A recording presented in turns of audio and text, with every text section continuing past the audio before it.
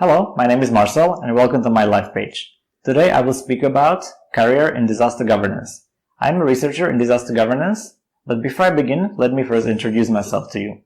So I have done my bachelor's degree in the United Kingdom at the University of Durham in the field of international relations. This has helped me for this career because it gave me a good background of political science and also taught me a lot about theories of international relations that are really applicable to the career as a researcher in disaster governance.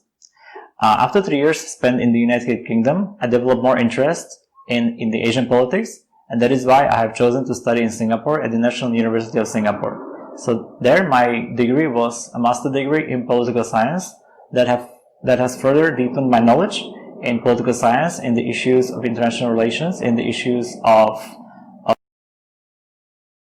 disaster governance is an interdisciplinary field that actually studies how disasters can be dealt with, how disasters affect policies, and how policies shape disasters.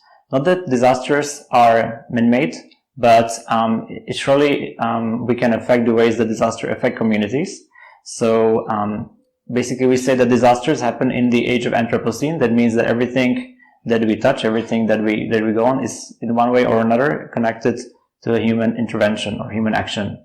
So the way that disasters affect our communities and cities is largely determined by the way our cities have been built or our communities are functioning.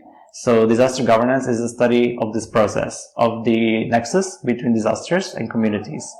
Now I'm going to geography or environment, which is really crucial because geography and environment teaches us about things like about natural processes and about how our cities are built and about how we interact with the environment. It's very important because a big part of disaster governance is climate change and to study the climate change. So if you study environment, this is directly going to inform your decisions and your research in disaster governance. Disasters don't happen in vacuum. They happen in political context, in sociological context, and in economic context too. So if you study political science, this is going to inform how you see disasters happening in political contexts, how communities can also respond to analytical skills. So of course, as a researcher, you need to have a sharp mind and need to have a lot of you need to have a good ability to analyze things. So not only analyze what you're reading, but also analyze what you're seeing and what you're hearing. So as a researcher, you need to wide a range of analytical skills.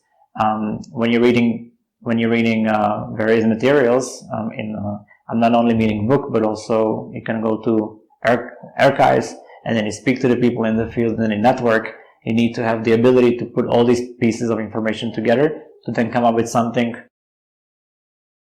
flexible working hours. So in this field, you have the flexibility of kind of working with your time the way you want and managing yourself.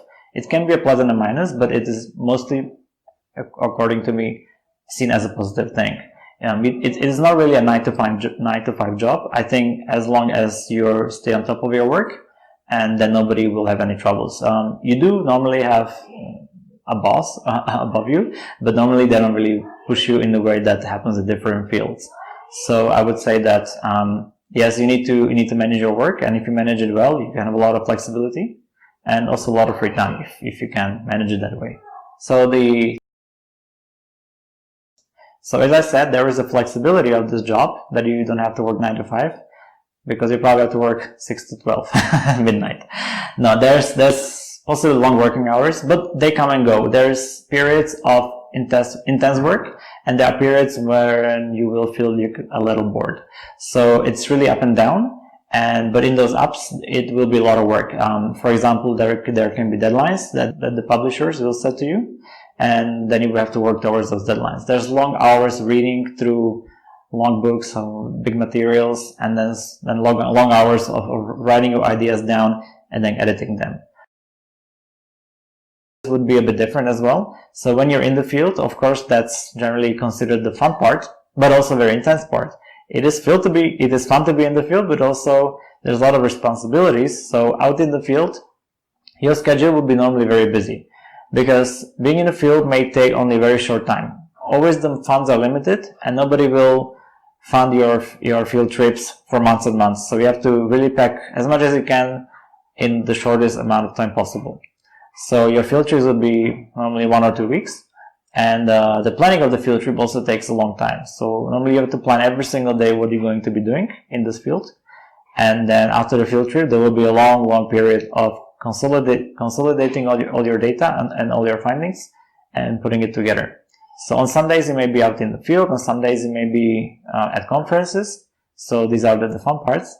But normally, yes, normally it'd be a desk-bound job, which would require a lot of reading, a lot of writing, and also a lot of interaction with people. So I hope that this video has been able to give you a balanced view on disaster governance, and thank you for your attention.